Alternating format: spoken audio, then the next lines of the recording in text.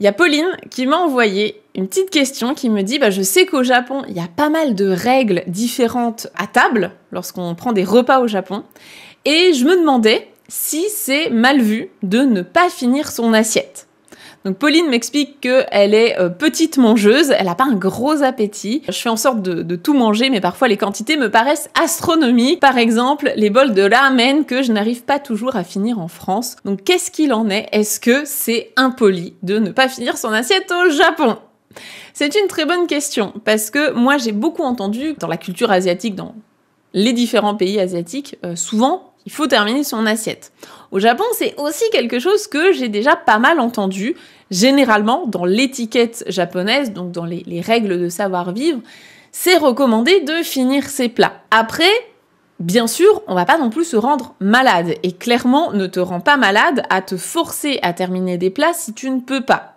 Ce serait vraiment dommage, donc c'est pas la peine non plus de se forcer. Moi, ce que je te recommande, c'est de sélectionner des restaurants dans lesquels tu as un choix de taille. Tu peux choisir si tu veux prendre une petite portion, une moyenne portion, une grosse portion, voire même du rab.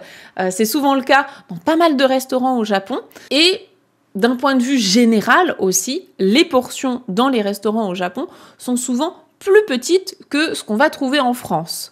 Alors, ça tend à être de moins en moins le cas, ça c'est assez occidentalisé, mais pour comparer, on va dire ce qui est comparable, on peut prendre par exemple un McDo. Non pas que je vous recommande d'aller spécifiquement au McDo au Japon, mais au moins on a la même chose dans les autres pays.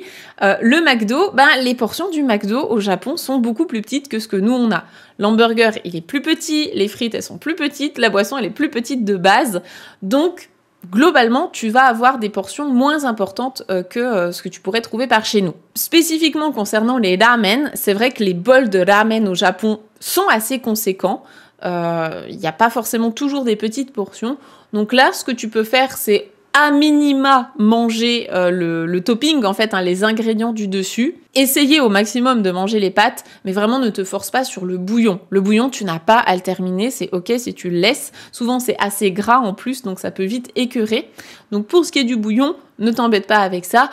Encore une fois, s'il reste des pâtes ou autre, on va pas te jeter des cailloux, c'est ok, ne te rends pas malade. Voilà, essaie de viser peut-être des restaurants où tu pourras choisir des plus petites portions.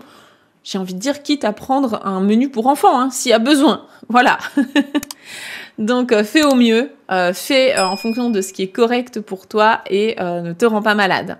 Et à l'inverse, si vous êtes plutôt très grand mangeur, parce qu'il y en a aussi à l'inverse, qui ont l'habitude de manger beaucoup dans leur pays, qui peuvent se retrouver un petit peu sur leur faim au Japon, eh bien là justement je vous conseille de prendre des grosses portions ou du rab. Vous pouvez souvent demander à avoir okawari, donc à nouveau vous pouvez recommander par exemple un bol de riz ou autre en plus.